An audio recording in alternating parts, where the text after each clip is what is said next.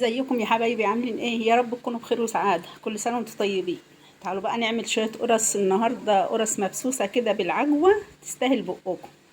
متابعين ومتابعين مطبخ اكلات مصرية، يلا معايا على الوصفة ونشوف الجمال ده كله. قرص هشة وطرية كده زي الملبن، اكنك بتاكلي بغاشة كده. تفطري بيها الصبح مع كوباية شاي بلبن، كوباية شاي سادة، مش هتفرق، المهم الطعم الريحة ملت البيت. ريحتها جميلة جدا.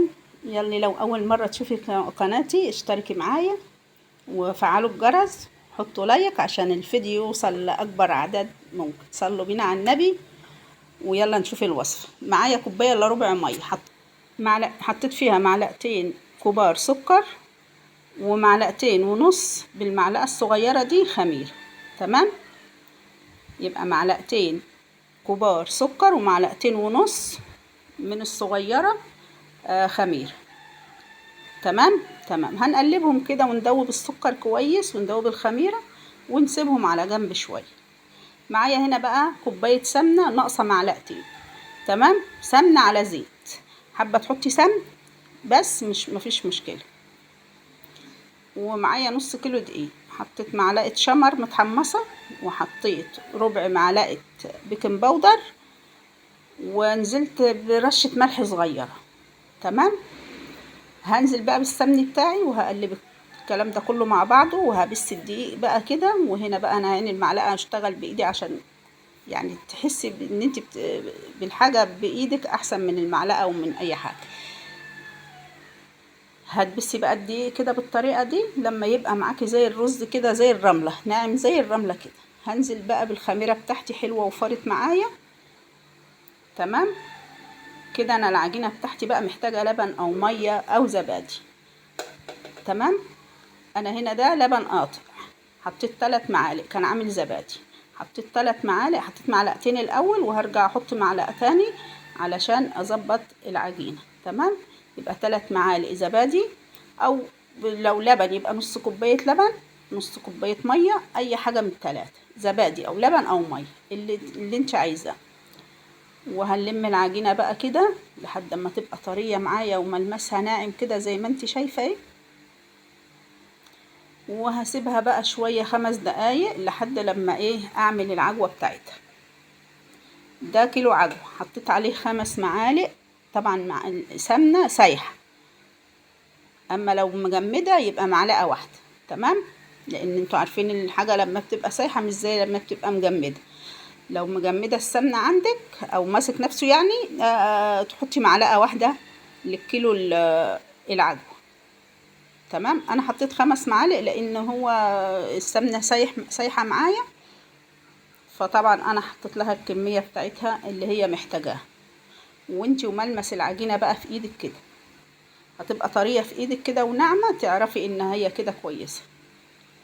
تمام، هنشكلها بقى على شكل كور كده قد الليمونه او قد صفار البيضه كده. وكده انا خلصتها معكم اهو.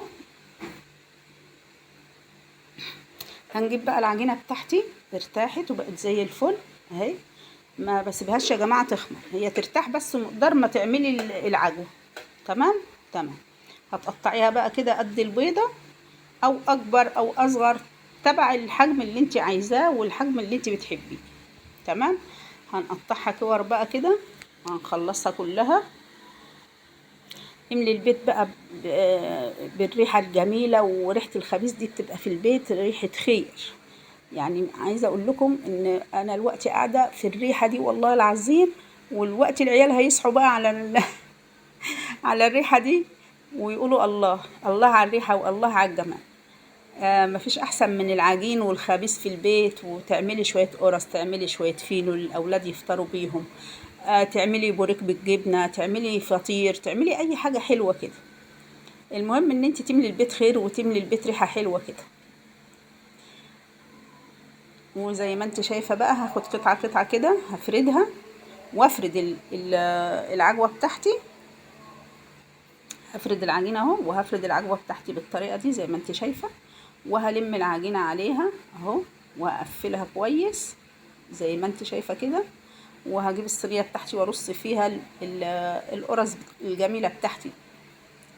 الله الله الله، حاجة كده جميلة تفطري بها الصبح، ولا تجيبي طعمية ولا تجيبي فول ولا تكلفي نفسك، بس مش كل يوم، يعني الواحد برضو بيزهق فلازم التغيير. يوم فينو وجبنة، يوم قرصة بشاي زي كده، هو يعني الواحد ما بياكلش الصبح زي على قد كده يعني. فحاجات بسيطة بتكفي. تمام. تمام كده خلصنا اهو. ولعي الفرن بتاعك بقى على درجة 180، ولما تيجي تدخلي القرص خليها على 150. تمام.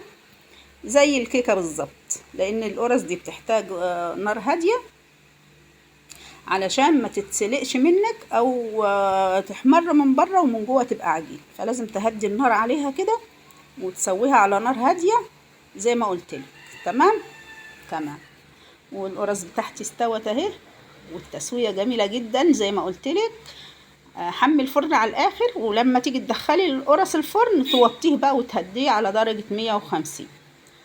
شايفين الجمال بقى والحلاوة؟ اجمل من كده مفيش. هتاكلي قرصة نظيفة ولا حوجة الأفران. القرصة دي بقت كيلو الوقتي، الكيلو القرص من ده الوقتي بقى ب150 جنيه. دي معقولة يا جماعة؟ ده بكيلو دقيق أو نص كيلو دقيق هتعملي الكمية دي كلها. أنا اديتك مقادير نص كيلو، بس أنا عملت كيلو ونص، والكيلو ونص ما شاء الله اداني قرص كتير زي ما انت شايفة. اللهم صل وسلم وبارك على سيدنا محمد.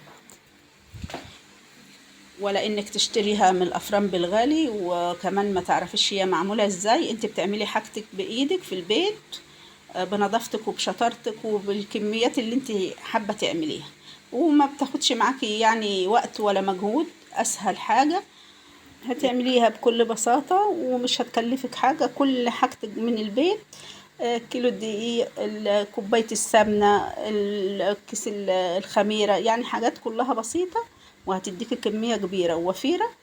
وزي ما انت شايفة بالجمال والحلاوة دي، شايفين القرص هشة وطرية وهتاكليها كده تحسي ان انت بتاكلي حاجة حلوة بجد بجد.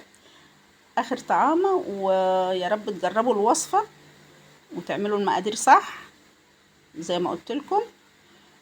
شايفين الجمال؟ شيري الفيديو بقى عشان يوصل اكبر عدد والكل يستفيد. استودعكم الله واشوفكم في فيديو جديد، ومع الف سلامة.